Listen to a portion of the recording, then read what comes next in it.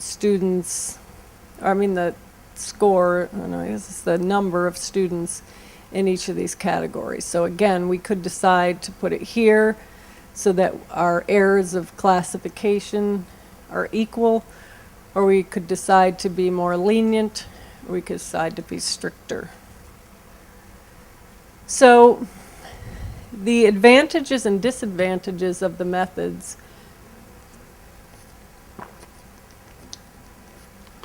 The Angkot method is very well researched. There's a lot of studies have been done to look at this method. It's easy to implement in terms of preparation. All you need to do, well, not all you need to, well, when you run a study, you need to have the p-values, the facility values for the items, and you may decide to give panelists the feedback on the percentage of people who passed and didn't pass, but that's all you have to do. You often can just take your test form, plop it on the table, and say, rate these items.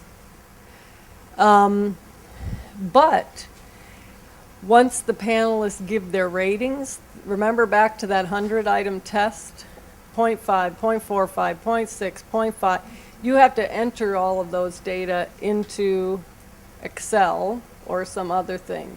Unless you have a scannable form and a program that will turn those ratings, scan them into a program, but if you don't do this that often, you probably won't have that software. So, you need to have a team of people there to enter these, and you need to time it so that it's at the end of the day or it's a break, because all those panelists are going to be sitting around while you enter all those data into the computer. If you have multiple cut scores, like you have basic, proficient, and advanced, guess what? That's 300 ratings that you have to enter into the computer. The bookmark method, if you're going to have 3 cut scores, basic, proficient, and advanced, it is very efficient because all I have is 3 ratings for each panelist. A monkey could put that in about a half an hour. And also you can put both multiple choice and constructed response items in your book, your ordered item booklet. And it's easier than in Angkot, where you have to say, well, for multiple choice, I want you to give me a probability, but for constructed response, I want you to give me a score. And it can get a little confusing. The disadvantages of bookmark, you need to calibrate your items with item response theory. If you don't have a psychometrician or a statistician that knows how to do that, it could be very dangerous. You require good data for your ordered item booklet. If you don't have a lot of items, there are going to be big gaps on your score scale. And if you put a bookmark one place versus another, you could have like 50 points. So you really need very good data that has. Also, if you calibrate your items based on a pre-test or a pilot test, it could be a lot different from your operational tests, and you could end up getting a cut score that doesn't make a lot of sense. It's not transparent to the panelists because guess what? You have to explain item response theory to these people, and that's not always easy. And the probability of a correct response being 2/3 or greater, you have to explain that to them, and that can get a little confusing. And as I said, research is a little conflicted on this method. But that said, a lot of states in the United States do use this for their educational tests. Contrasting groups, when we were looking either at the people or the products, it's very straightforward. If I say to a teacher, tell me whether these people are qualified or not. That's not difficult. That's very straightforward. But we need to make sure the classifications are reasonable. We need to hopefully give them some training so that they're not rating based on how much they like the person. And you have to have all of this, you need to have the test scores for everybody that's being rated, or the method doesn't work. So, are there any questions? I wanted to leave some time for questions, which we have 20 minutes for, about your situations and questions you might have, or things like that. So are there any questions? Yes. What methodology is your favorite? What standard setting methodology is your favorite? My favorite, well, okay, and this is just my opinion and not my company's opinion or anyone else's, but the Angkot method to me makes me the least nervous, because you have a lot of judgments. And if someone makes a poor judgment, you have a lot of them to kind of wash out the bad judgment. But if you have a bookmark, you only have one judgment for that thing. And once I didn't really go into this, but one of the steps in a method can be giving them impact data, like based on where your cut score is, this percentage of the people pass. And in the bookmark method, it's very easy for them to say, oh, I don't like that number. I'm going to jack up my cut score. But in the Angkot, they have to go and do that for every item. So it's more difficult for people to willy-nilly, I don't know if that's an expression people know, but to easily manipulate their cut scores. What about the student groups, work products? Well, the work products is very good when you have work products such as essays or student work. That is good. That is a good method. And if you have, where it gets tricky is if you have multiple choice and constructed response in the same test. You could have, there's a method called the whole booklet method, where you actually take a whole booklet of a student's responses and classify based on all their responses. You classify them into pass or fail. And so you actually look at which responses the student chose for multiple choice and what their essay looked like. And that takes a lot of time, and you also have to have copies of all of those booklets. And you have to have spread across the whole distribution, and then you need to either stay up all night or have copied a lot of booklets, so that when they narrow down to the part of the score scale, you have to have samples there. So it's a lot of paper and preparation, but they are very good methods. Yes? So in large-scale survey or a public examination, is it possible to go by a constructing group? Well, that's a good question. In a large-scale test, is it possible to use contrasting groups? Where you have to know the people, I don't personally know. This is, again, one of my colleagues' favorite methods, but I do not personally know anyone who has done that method based on people. I don't. That doesn't mean that it's not done, but think about, in our national assessment, we have 30 panelists from across the country come in and give their ratings.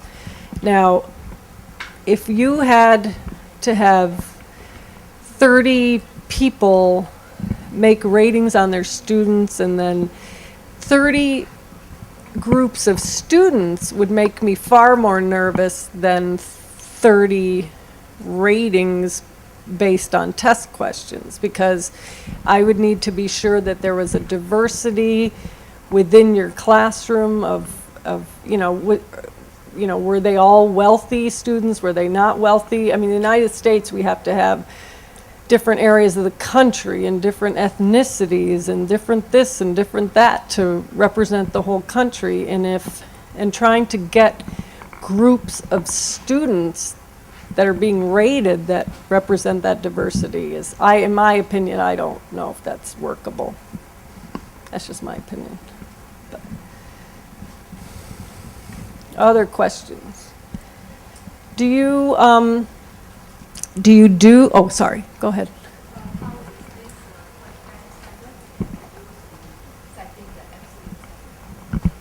Okay, I'm going to let you say that again with the microphone. How is the content standard set to can be used in doing these absolute standards? Because this is a performance standards that you are talking about. Yes, it's performance standard. You use so usually, right. In our country, we have this content standard. Yes. So how does content standard can be applied in? Okay, well, it's a very good question. And that is when I said that there are a lot of different words for the same thing, when we say standards, that's a very good point. We could mean content standards or performance standards. We were talking about performance standards, putting it on the score scale.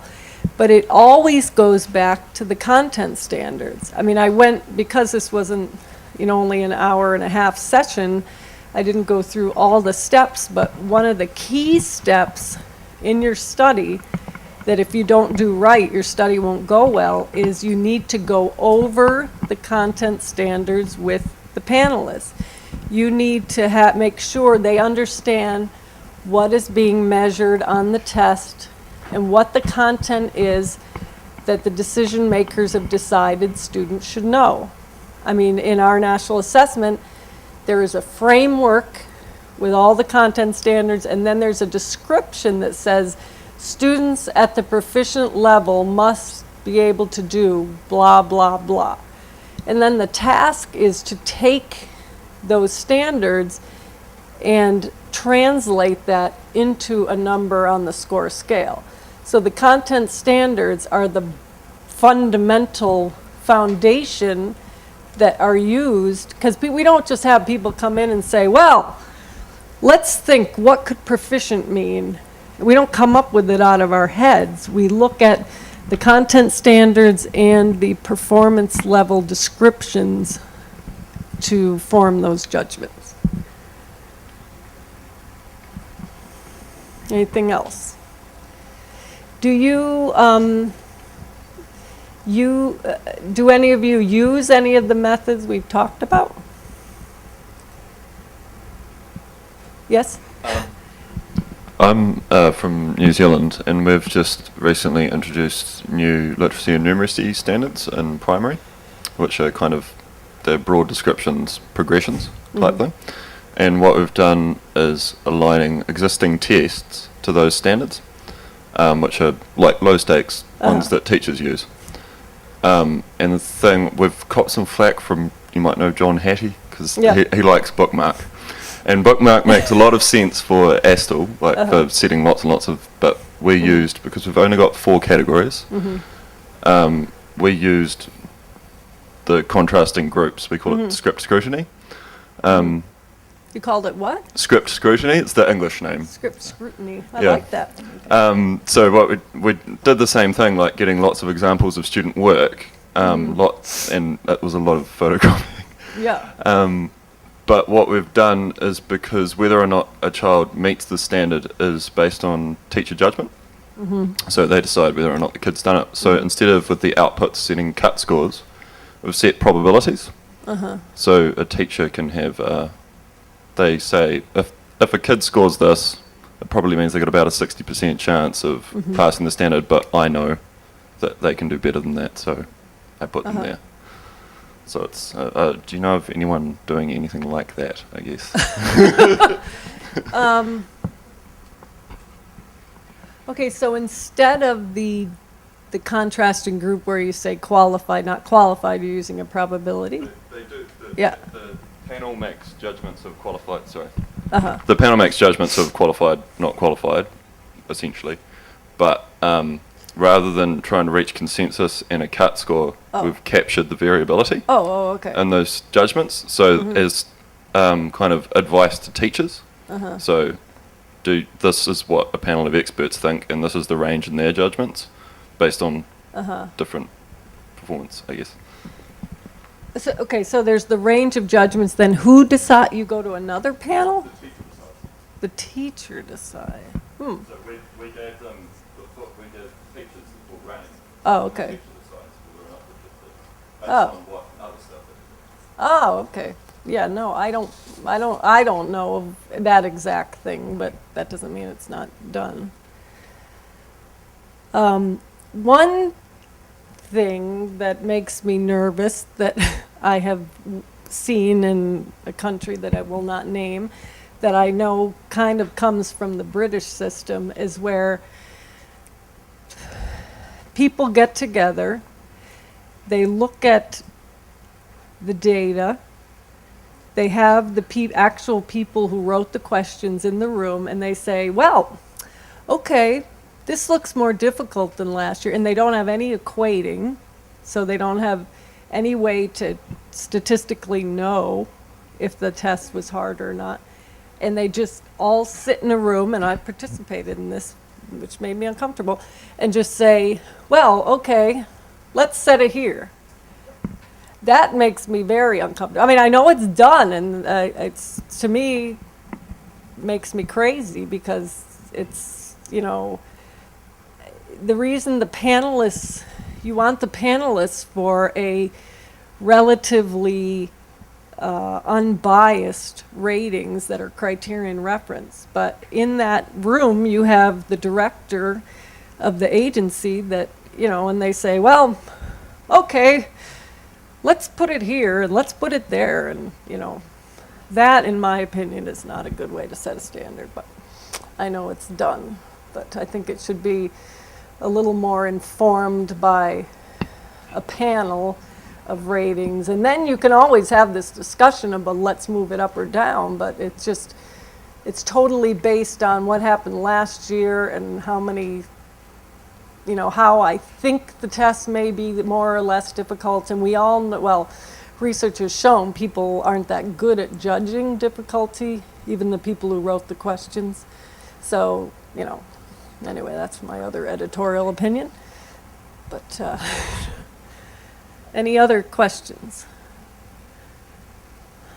I have cards I can give you if you want this presentation, and also I can give you references to, in the last 10 years, there have been a lot of excellent things been published on standard setting. When I did my graduate work, there really wasn't a very good sources, practical sources on how to do things, but there's now a book published by a couple of ETS people, and I'm not saying it just because they're ETS people, but it really takes you through how to choose a method, how to prepare the materials, how to conduct it, because there have been, you know, scholarly academic things about methods, but this actually tells you, if you're actually needing to make a decision and do a study, it tells you how to do that. So I could be happy to give you those references. So. On behalf of the organization, souvenir for you. Oh, thank you.